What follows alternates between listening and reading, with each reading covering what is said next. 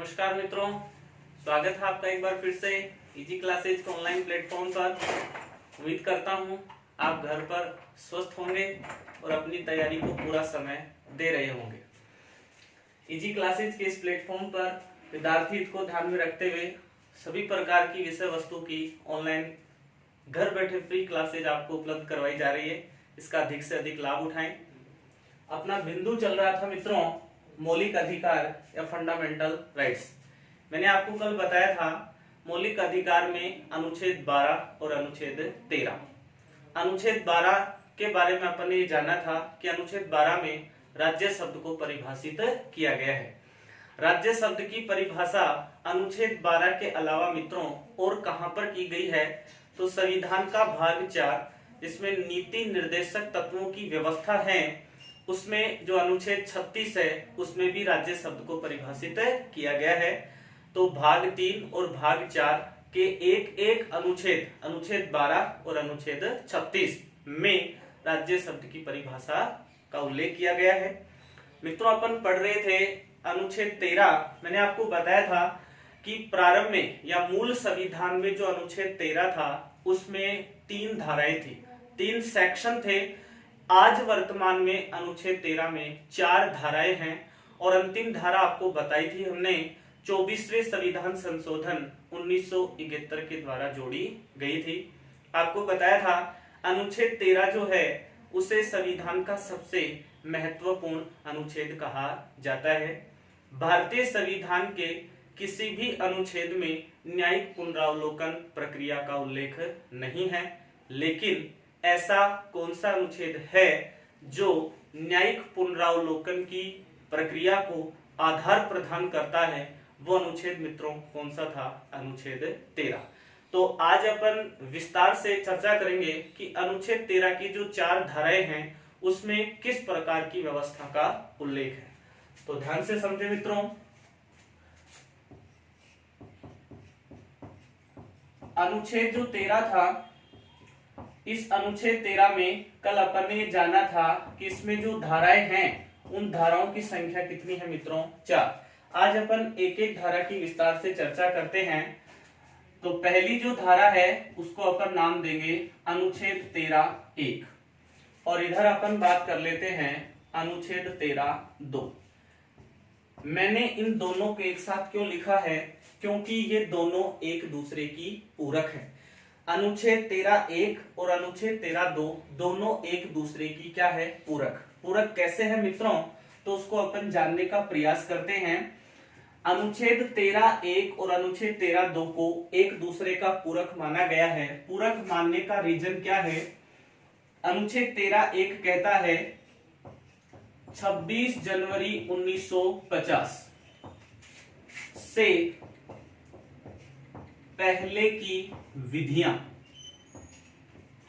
ध्यान से समझने का प्रयास करें मित्रों, बहुत अच्छी बात आपके साथ शेयर करने जा रहा हूं।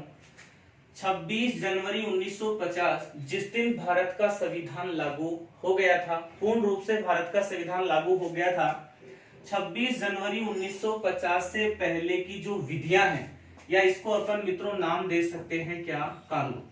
26 जनवरी 1950 से पहले की जो विधियां हैं, यदि वो वर्तमान समय में, यदि संविधान निर्माण से पूर्व की विधियां वर्तमान समय में अपनाई जा रही हैं, वर्तमान समय में मित्रों क्या की जा रही है? अपनाई जा रही हैं, तो वो वर्तमान लागू संविधान के क्या होगी? अनुरूप।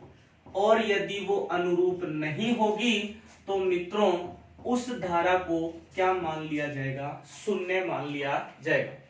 मित्रों संविधान के अनुच्छेदों की भाषा बहुत क्लिष्ट है, लेकिन मैं आपको अपनी भाषा में समझाने का प्रयास करूंगा। लेवल का यदि अपने सामने प्रश्न होगा तो यदि एक बार आपने यहां तक अच्छे मनोयोग से इसे सुनने का प्रयास किया, इसको गहन रूप में अध्ययन किया, तो आपको इस विषय वस्तु का कोई भी प्रश्न गलत नहीं होगा। कुछ भी बात टाइट नहीं है इसके अंदर। अनुच्छेद 13(1) की जो है इसमें ये कहा गया है कि 26 जनवरी 1950 से पहले जो भी कानून या विधि बनाई गई थी और वो विधि अब वर्तमान में अपनाई जा रही है, तो वो विधि 26 जनवरी 1950 के बाद जो संविधान लागू हुआ था उस लागू संविधान के अनुरूप होगी।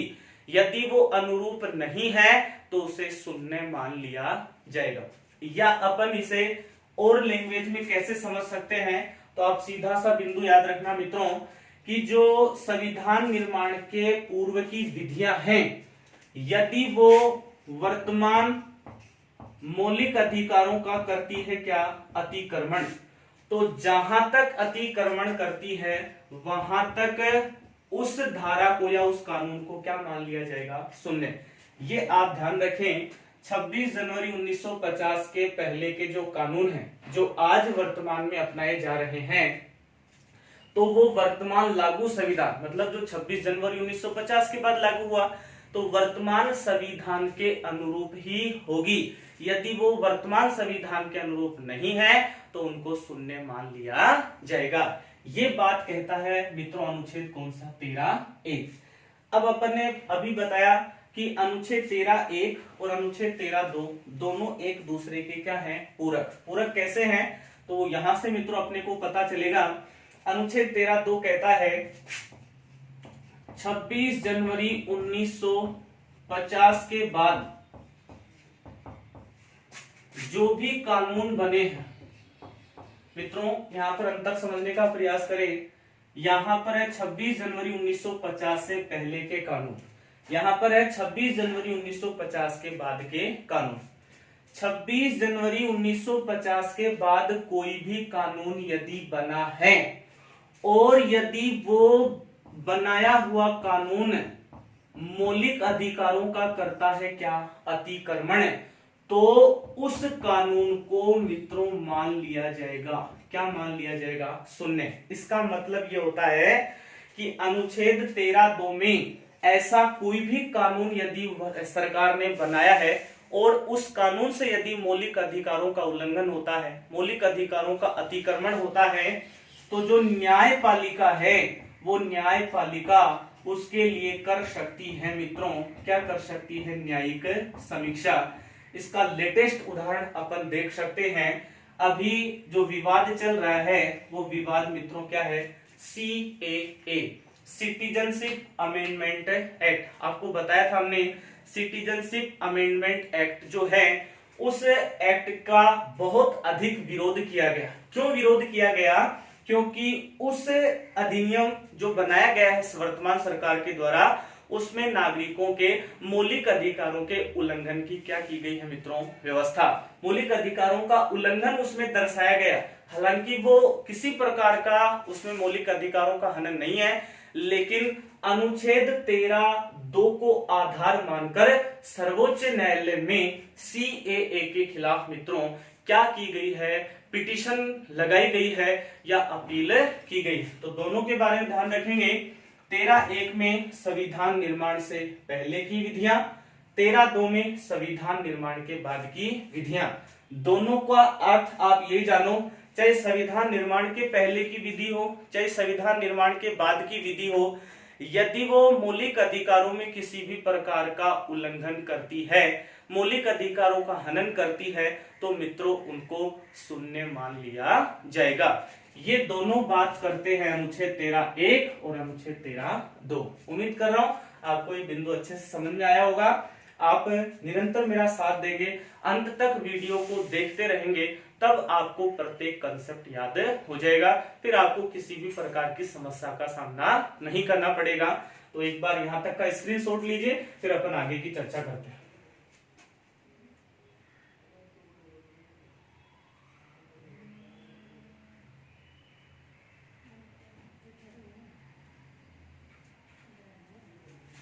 आगे देखिए मित्रों, अनुच्छेद 13 की जो अन्य धाराएं हैं वो क्या कहती है।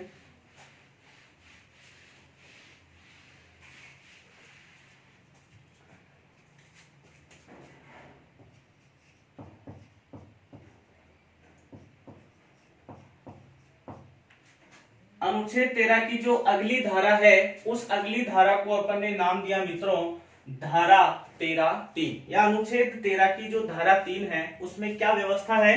तो मित्रों इस धारा के अंदर एक शब्द को परिभाषित किया गया है, वो शब्द क्या है मित्रों? विधि। बहुत अच्छा प्रश्न अपने सामने बन सकता है, संविधान का ऐसा कौन सा अनुच्छेद है जिसमें विधि शब्द को परिभाषित किया गया है? तो मित्रों आपको बताना है अनुच्छेद 13 नहीं, अनुच्छेद 13(3). अब आप कहेंगे यहाँ विधि का मतलब क्या होगा?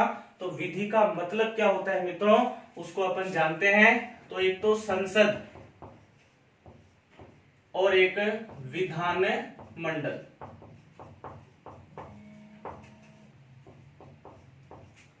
संसद और विधान मंडल के द्वारा जो भी आदेश, संसद और विधान मंडल के द्वारा जो भी कानून या आदेश दिया जाएगा वो मित्रों किस रूप में कार्य करेगा? विधि रूप में। केंद्र में संसद और राज्य में मित्रों कौन? विधान मंडल। दूसरा अपन देखें तो यहां पर बन जाता है अध्यादेश। अब आपको पता है मित्रों अध्यादेश केंद्र में कौन जारी करता है? राष्ट्रपति। राज्य में कौन जारी करता है? राज्यपाल। आगे अपने टॉपिक आएंगे, विस्तार से अपन चर्चा करेंगे। तो अध्यादेश हो गए। अध्यादेश के अलावा विधि में और शामिल क्या होते हैं मित्रों? आदेश। और विधि के अंदर क्या शामिल होते हैं? नियम।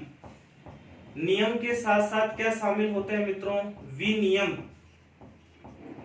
विनियम के साथ मित्रों क्या शामिल होती हैं? कुछ प्रथाएं। और यहां पर ही अपन देख लेते हैं कुछ रूढ़ियां। तो आपको याद रखना है मित्रों अनुच्छेद 13 जो है उसकी जो धारा 3 है उस धारा 3 में विधि शब्द को परिभाषित किया गया है। विधि में क्या क्या शामिल है? तो संसद व विधान मंडल के द्वारा बनाए गए कानून, अध्यादेश जो राष्ट्रपति राज्यपाल जारी करते हैं, आदेश, नियम, विनियम, प्रथाएं और रूढ़ियां, ये सारे मित्रों किसके अधीन होते हैं? विधि। और विधि को स्पष्ट किया गया है अनुच्छेद 13 की धारा कौन सी मित्रों? 3। आप तो सीधा स्पष्ट ऐसा याद रखें कि संविधान का वह कौन सा अनुच्छेद है जिसमें विधि शब्द को परिभाषित किया गया है? तो आप मित्रों उसका नाम बताएंगे अनुच्छेद 13(3). लीजिए यहाँ का स्क्रीनशॉट एक बार, फिर अपन अगले की चर्चा करते हैं।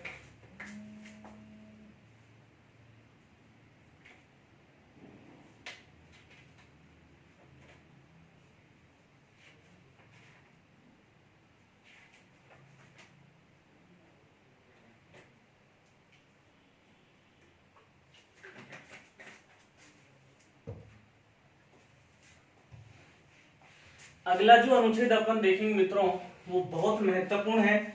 उसमें कुछ ऐसे मामले हैं जो अपने को स्तरीय एग्जाम में देखने को मिल सकते हैं। तो अपन देखते हैं अनुच्छेद 13(4).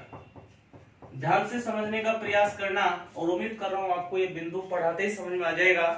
अपनी पढ़ाने की शैली ऐसी होगी मित्रों, यदि आपने निरंतर इस विषय वस्तु को पूरे मनोयोग के साथ सुना है तो एक भी कंसेप्ट आपका हम बाकी नहीं छोड़ेंगे। हर प्रकार के प्रश्न का आपके पास क्या होगा? जवाब। जवाब के लिए अपन जानते हैं अनुच्छेद 13(4). शुरुआत में आपको बताया था कि जो अनुच्छेद 13 है उसमें प्रारंभ में कितनी धाराएं थी? 3। और चौथी धारा जो है वो बाद में जोड़ी गई। इसके लिए एक संविधान संशोधन हुआ था मित्रों, कौन सा? 24वां। और 24वां संविधान संशोधन मित्रों कब हुआ था? 1971। 1971 में जो 24वां संविधान संशोधन हुआ था उसके तहत अनुच्छेद 13 के अंदर धारा 4 को शामिल किया गया था। अब ये धारा 4 क्या कहती है मित्रों? तो धारा 4 को समझने के लिए आपके सामने मैं कुछ मामले प्रस्तुत करूंगा। उन मामलों को यदि आपने सही प्रकार से समझा तो आपको अनुच्छेद 13(4) की प्रत्येक बात अपने आप ही याद हो जाएगी। कैसे याद करना है तो उसको देखते हैं मित्रों अपन।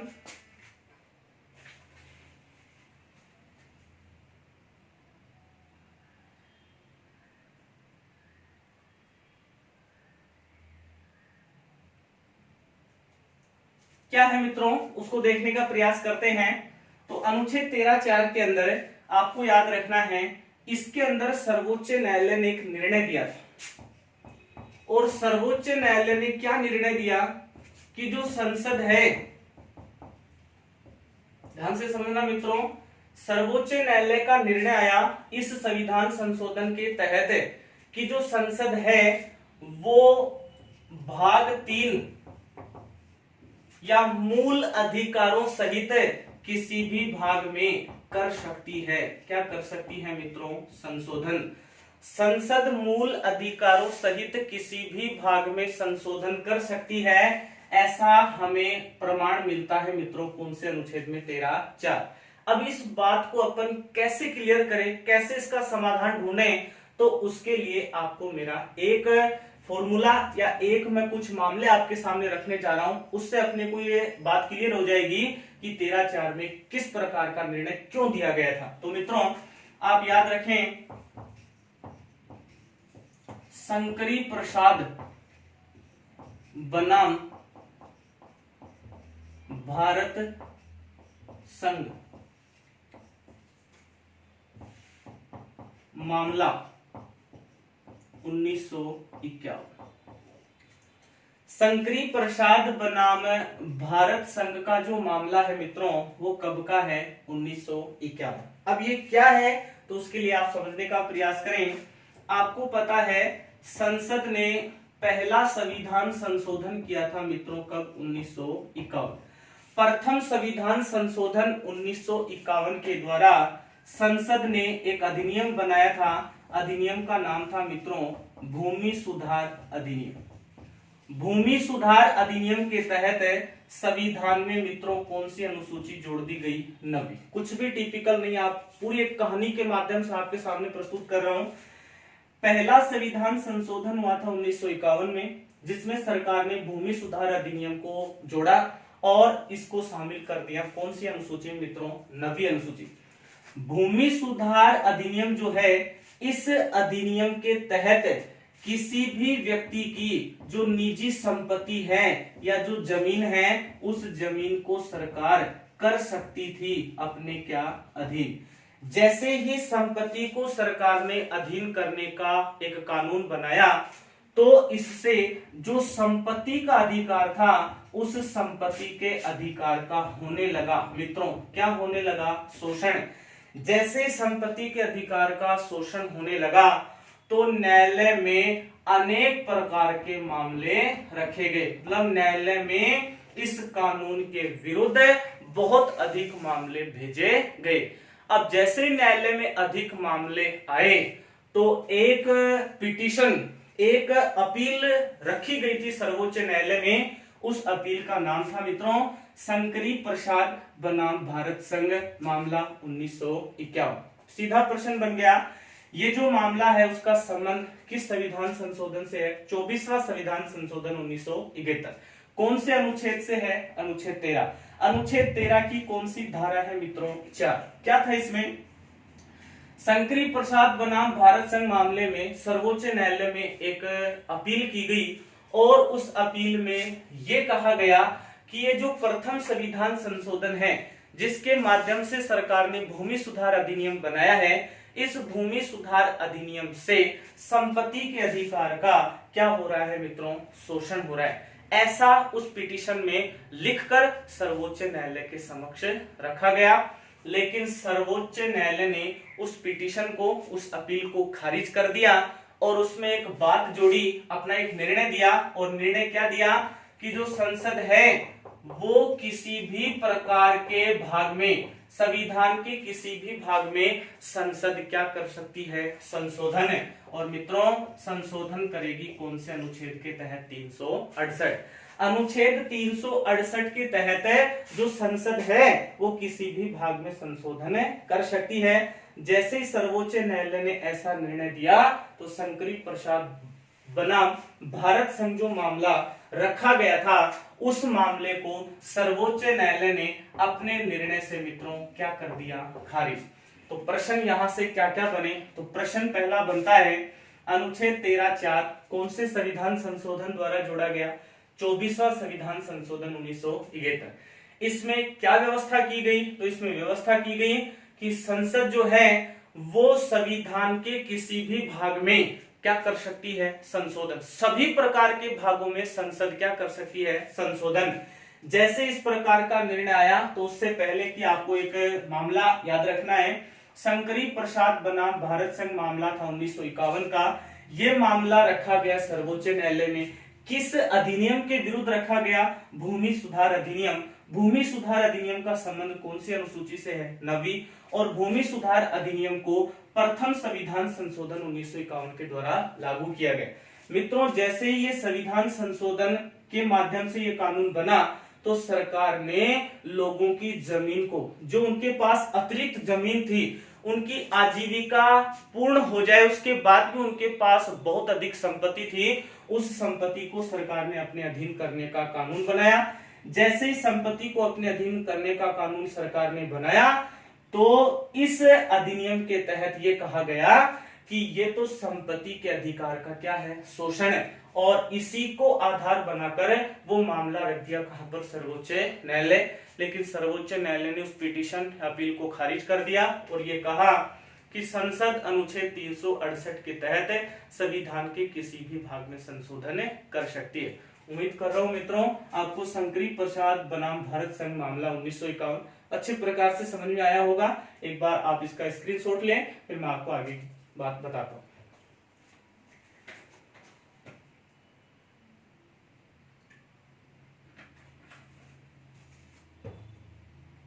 आगे देखें मित्रों,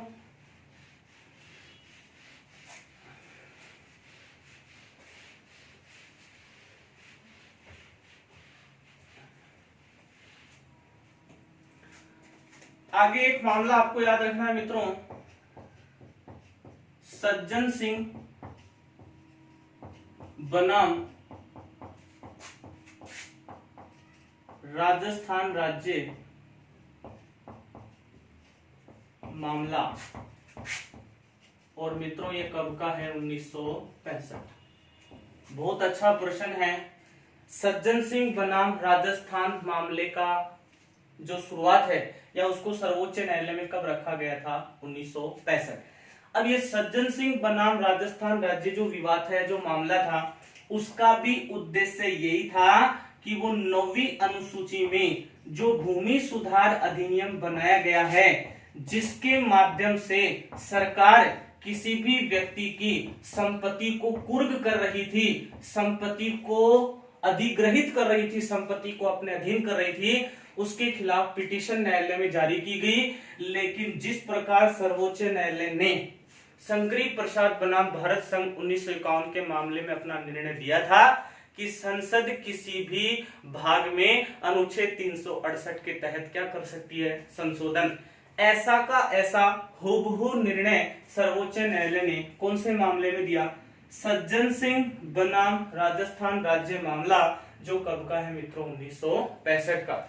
अब जो अपन सबसे महत्वपूर्ण बात करने जा रहे हैं, उस बात का या उस विवाद का मैंने आपको कल भी बताया था। वो विवाद बहुत अधिक पूछा जाता है, बहुत अधिक फेमस है। और वो विवाद मित्रों क्या है? गोलकनाथ बनाम पंजाब राज्य।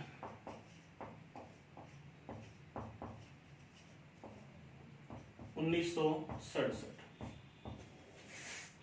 क्या था मित्रों ये विवाद? क्या इसमें सर्वोच्च न्यायालय ने अपना निर्णय दिया? उसकी अपन विस्तार से चर्चा करेंगे। मित्रों, आजकल के जो राजनीतिक व्यवस्था के या राजनीतिक राज व्यवस्था का अपना जो पार्ट है, अपनी जो विषय वस्तु है, उसमें अपने को कम से कम 30-40 मामले जो सर्वोच्च न्यायालय में किसी कानून के विरुद्ध रखे गए, उनको याद रखना है। क्योंकि एग्जाम में प्रश्न ऐसा देखा गया है, एक तरफ मामले का नाम होता है, दूसरी तरफ उसका समय होता है, मैच करवाया जाता है, या फिर मामला और उससे संबंधित सर्वोच्च न्यायालय का निर्णय, उससे संबंधित अपने को मैच करवाने का प्रश्न एग्जाम में दे सकता है। तो अभी अपन ने पढ़ा शंकरी प्रसाद बनाम भारत संघ मामला 1951। दूसरा पढ़ा राजस्थान राज्य सज्जन सिंह बनाम राजस्थान राज्य विवाद 1965। अब अपन पढ़ने जा रहे हैं गोलकनाथ बनाम पंजाब राज्य, जो कब का है मित्रों? 1967। ध्यान से सुनने का प्रयास करें। गोलकनाथ जो है उनका संबंध था मित्रों कहां से? पंजाब। गोलकनाथ की जो जमीन थी, या इसको अपन कह सकते हैं मित्रों संपत्ति, गोलकनाथ नामक व्यक्ति की संपत्ति या जो जमीन थी उसको पंजाब सरकार ने अपने अधीन कर लिया। अब आप कहेंगे अधीन क्यों कर लिया? क्योंकि सरकार ने कौन सा कानून बना लिया था? भूमि सुधार अधिनियम। भूमि सुधार अधिनियम के माध्यम से भारत सरकार ने उस गोलकनाथ नामक व्यक्ति की संपत्ति या उसकी जमीन को क्या कर लिया? हड़प लिया या अपने अधीन कर लिया। जैसे ही गोलकनाथ की जमीन को संसद ने अपने अधीन किया या सरकार ने अपने अधीन किया तो न्यायालय के अंदर या न्यायपालिका में अपील की गई, न्यायपालिका में चैलेंज दिया गया, न्यायपालिका में क्या दी गई? चुनौती। जैसे ही न्यायपालिका में चुनौती दी गई तो न्यायपालिका ने अपने निर्णय में बदलाव किया। ध्यान से समझने का प्रयास करें मित्रों। इस मामले में सर्वोच्च न्यायालय ने अपने द्वारा पहले दिए गए निर्णय में सुधार किया गया। उस निर्णय के विपरीत निर्णय आया और सर्वोच्च न्यायालय ने निर्णय दिया कि सरकार को किसी भी प्रकार का कोई हक नहीं है कि किसी भी व्यक्ति की निजी संपत्ति को वो क्या करे? अपने अधीन। तो सर्वोच्च न्यायालय का क्या निर्णय आया मित्रों? सर्वोच्च न्यायालय ने निर्णय दिया कि जो सरकार है वो मूल अधिकारों में, सरकार मूल अधिकारों में किसी भी प्रकार का नहीं कर सकती। क्या नहीं कर सकती मित्रों? संशोधन। ऐसा सर्वोच्च न्यायालय का निर्णय आया। कब आया मित्रों? 1967। जैसे ही सर्वोच्च न्यायालय का यह निर्णय आया तो भारत सरकार ने इस निर्णय के प्रभाव को समाप्त करने के लिए, ध्यान से सुनना मित्रों, सर्वोच्च न्यायालय द्वारा दिए गए निर्णय के प्रभाव को समाप्त करने के लिए भारत सरकार ने एक संविधान संशोधन बना लिया। और वो संविधान संशोधन कौन सा मित्रों? 24वां। और 24वां संविधान संशोधन कब किया गया मित्रों? 1971।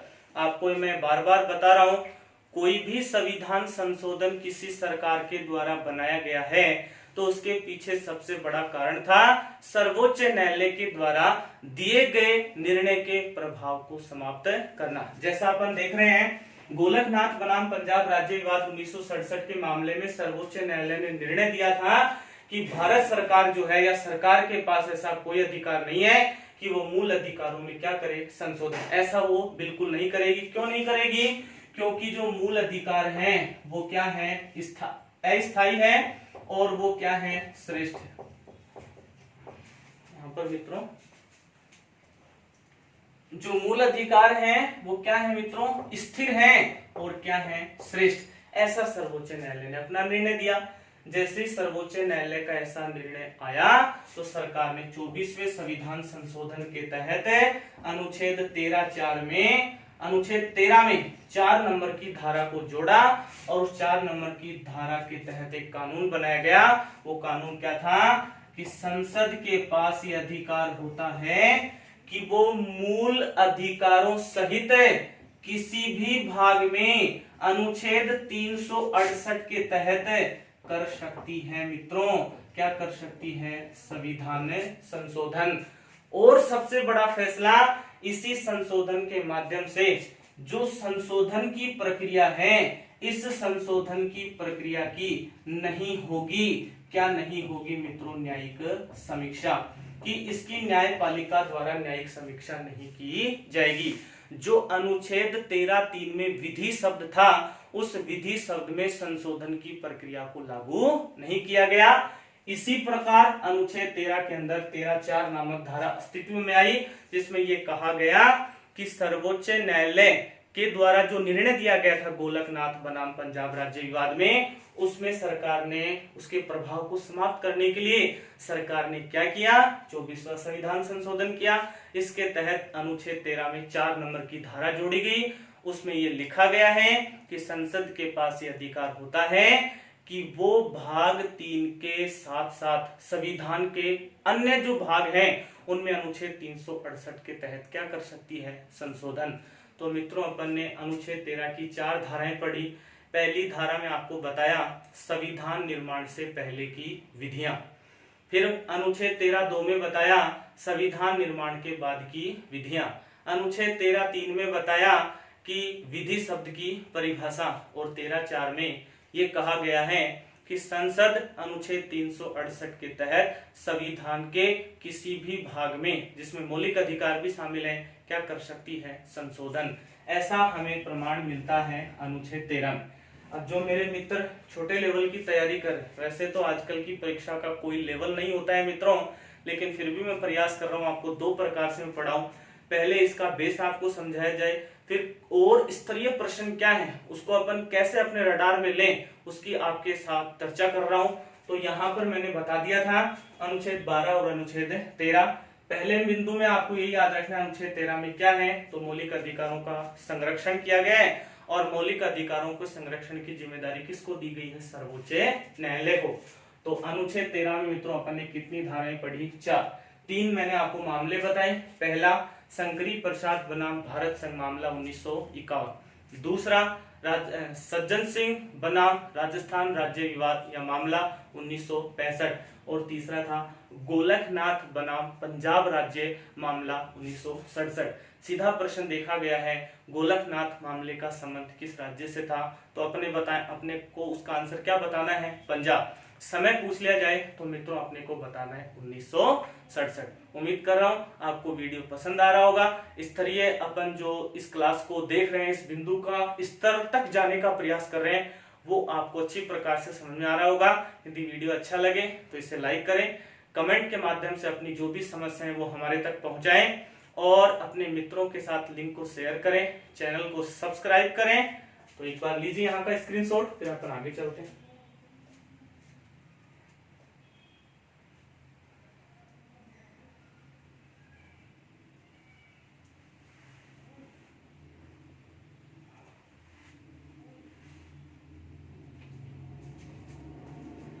आगे देखिए मित्रों,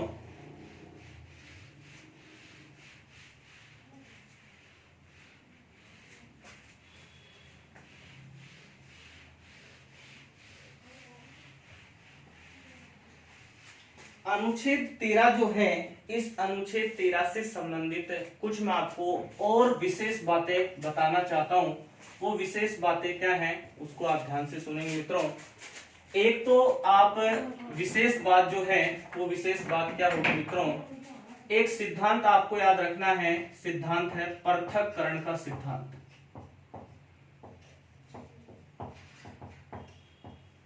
थोड़ी स्तरीय प्रश्नों की अपन चर्चा करने जा रहे हैं मित्रों। दूसरा है मित्रों आच्छादन का सिद्धांत।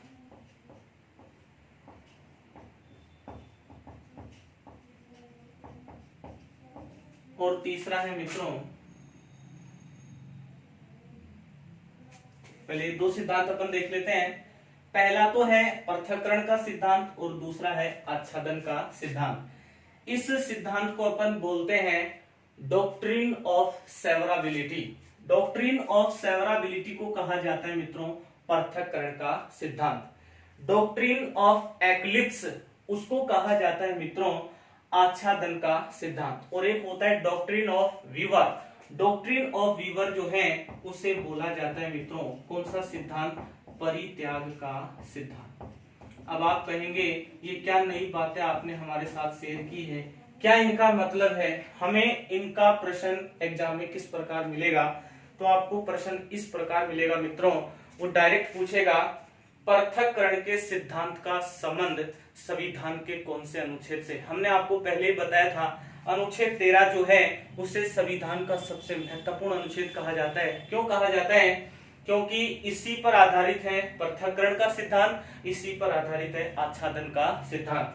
पृथक्करण को अपन अंग्रेजी में नाम देंगे डॉक्ट्रिन ऑफ सेवराबिलिटी, आच्छादन के सिद्धांत को अपन नाम देंगे डॉक्ट्रिन ऑफ एक्लिप्स और इसे नाम देंगे डॉक्ट्रिन ऑफ वीवर। अब इसका मतलब क्या होता है, तो मतलब बहुत आसान है मित्रों, ध्यान से समझने का प्रयास करें। जो पृथक्करण का सिद्धांत है इसमें क्या कहा गया है, कोई भी अनुच्छेद है, कोई भी अनुच्छेद है यदि उस अनुच्छेद के अंदर सेक्शन या धारा, कोई भी अनुच्छेद उसके अंदर यदि 8 धाराएं हैं, मित्रों कितनी धाराएं हैं 8। अभी अपन ने देखा था कि अनुच्छेद 13 में वर्तमान में कितनी धाराएं हैं 4। मान लो कोई भी अनुच्छेद है उसमें कितनी धाराएं हैं 8। देखते हैं एक बार।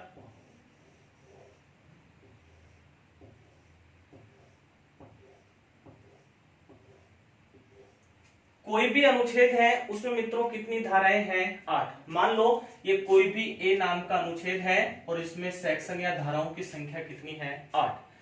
अब इसके अंदर जो 4 नंबर की धारा है, ध्यान से सुनना मित्रों, 4 नंबर की धारा जो है वो हो चुकी है, क्या हो चुकी है, निष्क्रिय हो चुकी है, या 4 नंबर की धारा का अब वर्तमान में कोई भी नहीं रह गया। क्या नहीं रह गया मित्रों, महत्व है। तो डॉक्ट्रिन ऑफ सेवराबिलिटी या पृथक्करण का सिद्धांत जो अनुच्छेद 13 पर आधारित है वो ये कहता है कि यदि किसी अनुच्छेद की कोई धारा समाप्त हो जाए, उस धारा का कोई महत्व नहीं रहे, तो आप पूरे अनुच्छेद को समाप्त करने के बजाय उस खराब हुई धारा को उस अनुच्छेद से क्या कर दो, पृथक कर दो। इसी को मित्रों बोला जाता है पृथक्करण का सिद्धांत। मेरे हिसाब से एग्जाम में ऐसा प्रश्न नहीं पूछेगा कि पृथक्करण का सिद्धांत का अर्थ क्या होता है। आप केवल इतना याद रखें, पृथक्करण का जो सिद्धांत डॉक्ट्रिन ऑफ सेवराबिलिटी जो है वो किस अनुच्छेद पर आधारित, तो अनुच्छेद कौन सा है मित्रों, 13। आच्छादन का सिद्धांत भी आधारित है अनुच्छेद 13 पर। इसका मतलब क्या होता है, कोई भी कानून है, कोई भी अनुच्छेद है, उसके अंदर जितनी भी धाराएं हैं, मान लो कोई अनुच्छेद है उसमें 4 धाराएं हैं और 4 में से जो 3 नंबर की धारा है उस 3 नंबर की धारा में किसी प्रकार की कमी आती है या वो 3 नंबर की धारा वर्तमान लागू संविधान के अनुसार नहीं है, तो मित्रों उस 3 नंबर की धारा को समाप्त करने के बजाय उस धारा को आच्छादन के सिद्धांत के तहत कर दिया जाता है क्या, निष्क्रिय। इसका मतलब ये होता है किसी अनुच्छेद की कोई धारा का महत्व समाप्त हो गया है या उस धारा में किसी प्रकार की कमी आ गई है, तो वर्तमान जो संविधान भारत का लागू हुआ है 26 जनवरी 1950 को, उसकी कोई धारा उस पहले वाली धारा के ऊपर आच्छादित हो जाती है। आच्छादित होने का मतलब मित्रों क्या होता है, हावी। आच्छादित हो जाती है या हावी हो जाती है, उसे बोला जाता है डॉक्ट्रिन ऑफ एक्लिप्स या आच्छादन का सिद्धांत। परित्याग का सिद्धांत डॉक्ट्रिन ऑफ वीवर ये कहता है कोई भी भारत का नागरिक अपनी स्वेच्छा से मौलिक अधिकारों को छोड़ नहीं सकता है, मौलिक अधिकारों का त्याग नहीं कर सकता है। मित्रों आपको केवल ये बात याद रखनी है, अनुच्छेद 13 से संबंधित 3 सिद्धांत है। पहला पृथक्करण का सिद्धांत डॉक्ट्रिन ऑफ सेवराबिलिटी, दूसरा है कौन सा मित्रों, आच्छादन का सिद्धांत जिसे बोलेंगे डॉक्ट्रिन ऑफ एक्लिप्स, और तीसरा जो है वो है परित्याग का सिद्धांत डॉक्ट्रिन ऑफ वीवर उसको कहा जाता है। इसका मतलब ये होता है भारत का कोई भी नागरिक अपनी स्वेच्छा से किसी भी प्रकार के मौलिक अधिकार का त्याग नहीं कर सकता। उम्मीद कर रहा हूँ वीडियो आपको पसंद आ रहा होगा। इतना याद रखना मित्रों, एक बार आपको थोड़ा सा आश्चर्य होगा कि इतनी बातें हमें पहली बार सुनने को मिल रही हैं, लेकिन मैं आपको उम्मीद दिला देना चाहता हूं, आपने बहुत अच्छी अच्छी संस्थाओं से अध्ययन किया है, लेकिन वहां पर बच्चों के साथ इस प्रकार की बातों को शेयर नहीं किया जाता है। इसका नुकसान हमें एग्जाम में देखने को मिलता है कि हम क्वेश्चन के स्तर को अटेम्प्ट नहीं कर पाते और अपना एक ही जवाब होता है कि प्रश्न सिलेबस से बाहर थे। मित्रों एग्जाम में कोई भी प्रश्न सिलेबस से बाहर नहीं होता, केवल कमी यहां तक रह जाती है कि बच्चों को उस मुकाम के श्रेष्ठ स्तर तक नहीं पहुंचाया जाता, उनको पहले ही उस मुकाम से पहले ही रोक दिया जाता है। अब जहां तक अपन बालक को तैयार करेंगे, बालक वहां तक तैयार होने का प्रयास करेंगे। बालक को अपन यदि 10 सीढ़ी चढ़ाएंगे तो बालक 7 सीढ़ी ही चढ़ेगा। यदि अपन बालक को 20 सीढ़ियां, टोटल 20 सीढ़ियां यदि 20 सीढ़ियां चढ़ाएंगे तो हो सकता है बालक 15 सीढ़ियों को पार करने की क्षमता रख सके। तो हम यहाँ पर विषय वस्तु का पूरा अध्ययन करेंगे, कोई भी पर्सन आपके रडार से बाहर नहीं होगा। लीजिए एक बार यहाँ का स्क्रीनशॉट, फिर मैं आपको आगे की चर्चा बताता हूँ।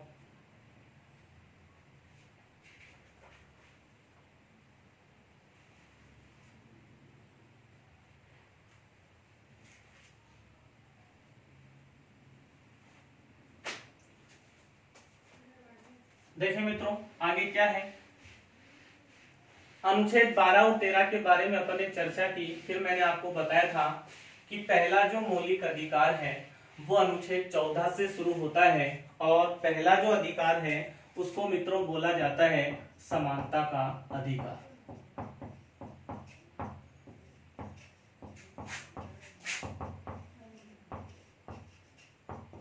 समानता के अधिकार का उल्लेख है मित्रों अनुच्छेद 14 से कहां तक है, 18। डायरेक्ट सरल प्रश्न है, समानता के अधिकार का उल्लेख किन अनुच्छेदों में है, तो अनुच्छेद 14 से 18। अब अपन एक एक अनुच्छेद की विस्तार से चर्चा करेंगे। तो सबसे पहले अपन पढ़ लेते हैं अनुच्छेद 14। मित्रों मैंने लास्ट वीडियो में आपको ये बता दिया था कि तैयारी हमेशा पहले छोटे स्तर से, उसके बाद अपनी इच्छा को और अधिक जागृत करना चाहिए। उस विषय वस्तु का एक एक बिंदु आपके रडार में होना चाहिए। मैंने आपको समानता के अधिकार का जो डायग्राम है वो कल वाले वीडियो में बता दिया था। उसमें यह बताया था अनुच्छेद 14 में विधि के समक्ष समानता या कानून के समक्ष समानता या कानून का समान संरक्षण। 15 में आपको बताया था कि राज्य किसी भी व्यक्ति के साथ धर्म, मूल वंश, जाति, लिंग और जन्म स्थान के आधार पर किसी भी प्रकार का कोई भेदभाव नहीं करेगा। अनुच्छेद 16 में बताया था लोक नियोजन के संबंध में अवसर की क्या होगी, समानता। अनुच्छेद 17 में आपको बताया था अस्पृश्यता की समाप्ति, और अनुच्छेद 18 में बताया था उपाधियों का अंत। इसी कारण तो भाग 3 की जो प्रकृति है, मौलिक अधिकारों की जो प्रकृति है मित्रों वो कैसी है, निषेधात्मक। आज मैं आपके सामने विस्तार से चर्चा करूंगा कि अनुच्छेद 14 में और किस प्रकार के प्रश्न हमें एग्जाम में मिल सकते हैं। तो मित्रों अनुच्छेद 14 में दो प्रकार की बातें हैं। पहली बात तो है कानून के समक्ष समानता,